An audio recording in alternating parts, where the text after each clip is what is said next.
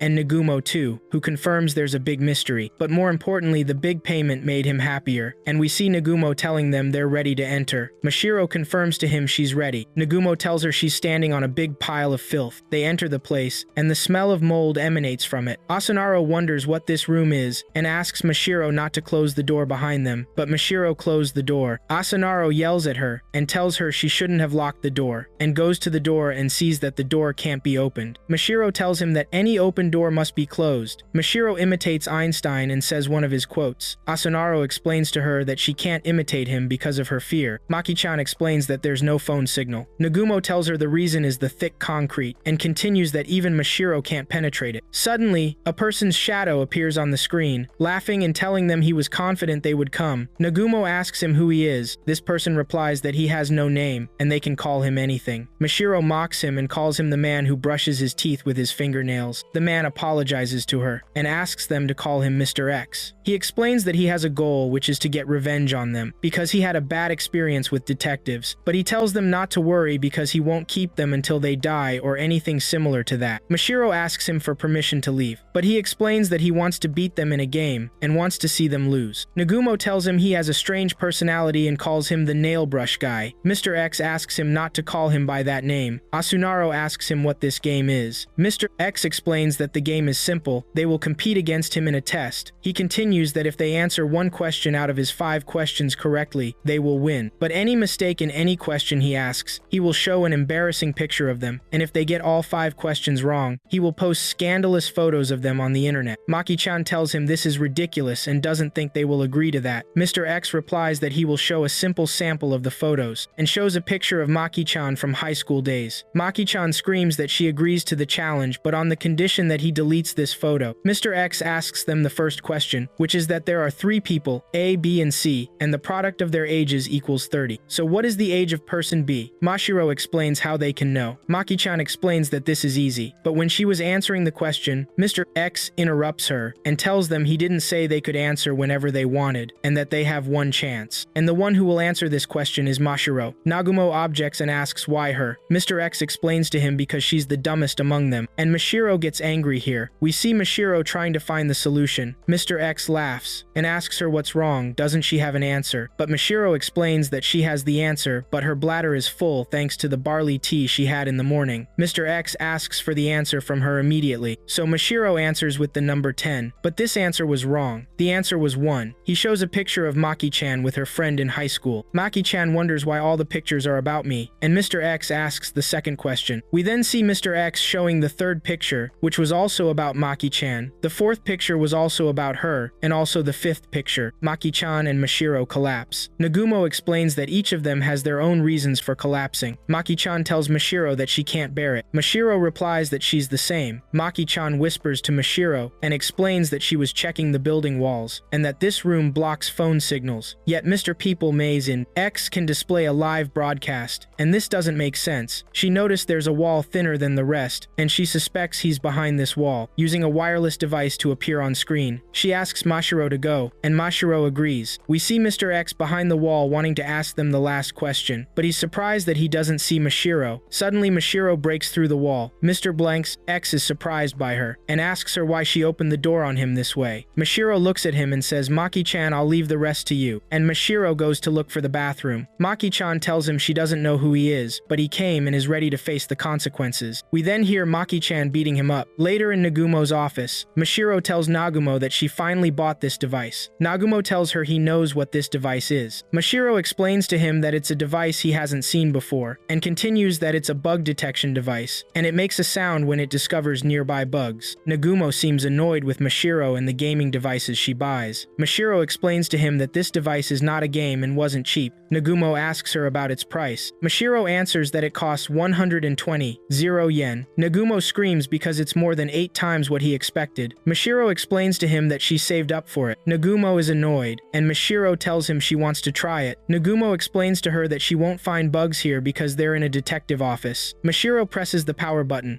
Suddenly, the device makes a loud sound. Mashiro and Nagumo scream. Mashiro confirms that since the device made a sound, there's a bug in the office. This means someone was eavesdropping on them all this time. Nagumo asks her to calm down. Mashiro gets agitated and remembers that the conversations, humming, and even the bird call sound she was practicing, all of this was eavesdropped on. Nagumo understands that this annoying bird sound was coming from Mashiro. Mashiro asks Nagumo what they should do since someone is eavesdropping on them. Nagumo explains that this is possible. Mashiro thinks it's time to use Morse code. We see Mashiro searching and unable to find any bugs. Nagumo tells her she should put all these things back in their place and explains to her that her device might be broken. Mashiro tells him it's new. She lies on the floor and turns on the device and wonders if it can pick up something from the lower floor. Nagumo replies with maybe. We see Nagumo telling Mashiro there's no need for that. They reach the lower floor and stand in front of a door. Mashiro asks him what this is. The agent's secret base. Nagumo replies that she still lives here. Mashiro tells him he should get to know his neighbors. She goes and rings the bell. Nagumo gets annoyed and tells her not to do that. Suddenly a net is thrown at them. Nagumo gets angry, but Mashiro cuts the net with a sword. Suddenly we see a lady pouncing on her. She sits on her and tells her she can't steal her latest inventions and that she messed with the wrong woman. But the lady removes her mask and is surprised that Mashiro is just a young girl. She asks her if she's from the CIA. Nagumo explains that she's his assistant. The lady recognizes this voice and is happy it's Detective Nagumo's voice. But she gets annoyed when she sees Nagumo surrounded by the net, and wonders who this creature is. After that, we hear the woman apologizing to them, telling them this is a mistake that no agent should fall into. Nagumo asks her, "What are you doing here?" The lady tells him she does research after research, day after day. Mashiro asks Nagumo who this lady is. Nagumo replies that she's someone who keeps making junk, even though she didn't go to university. The lady explains that she'll tell Mashiro that sometimes she's a cashier at a central market, sometimes an athlete playing baseball, and sometimes a cashier at a central market. Nagumo points out that she already said that. The lady continues that in reality, she fights evil with the power of science, and someone once called her the Queen of Inventions. She's science agent Hoshino. Mashiro is very impressed with her. Nagumo explains this is why he didn't want Mashiro to know about her. Mashiro explains to her that she's interested in agent work and asks if she can be one of them. Hoshino asks her if she's watched Bond movies. Mashiro tells her yes. Hoshino greets her and welcomes her to the world of agents. Nagumo is amazed at how easy that joining was. Hoshino wonders what brought them here. Mashiro writes on paper that there's a bug, and they're here to find it, but Mashiro explains in her writing that she wants to catch the person who placed the bug. In the last paper was Mashiro's practice signing her name. Nagumo asks Hoshino if she has any ideas. Hoshino smiles and tells him she has the right invention for that. She takes out a prototype of a device she invented. Nagumo wonders what this device is. Hoshino explains to him it would be faster to catch the culprit. She advises them to cover their ears. She screams into the device, which amplifies her voice greatly. Nagumo falls and asks her why she did that. Hoshino explains, the culprit will raise the volume so he doesn't miss anything. So obviously this caused him great damage. To explain more, any person outside holding their ears in pain would be the culprit. Nagumo explains that this is the stupidest strategy to catch a culprit. Mashiro agrees with her, but Nagumo explains to her not to agree with her because the situation isn't that easy. Suddenly we see a man holding his ear in pain. Nagumo tells them about it. After that, we see this man fallen on the ground apologizing because while delivering pizza he fell in love. Mashiro angrily explains to him that if apologies were enough, we wouldn't need police. Nagumo asks Hoshino how this man got to your place. Hoshino tells him she always asks him to bring pizza here. Nagumo explains they'll go to the police and advises Hoshino to lock the door well. Hoshino approaches him and tells him he's enjoying his time these days, and this is because of Mashiro. Nagumo gets annoyed and explains he never feels bored because of her. After that, we see Mashiro waking up Nagumo while she's annoyed because she asked him to throw out the garbage. Nagumo talks in his sleep. Mashiro accuses him of being lazy. So, she took out the loudspeaker that Hoshino invented and called Nagumo to wake him up. Nagumo falls to the ground. We see a thief fall from the office ceiling, and others by the wall. Mashiro screams and asks who these people are. Mashiro tells us to forget about the bugs because they had real thieves lurking around them like termites.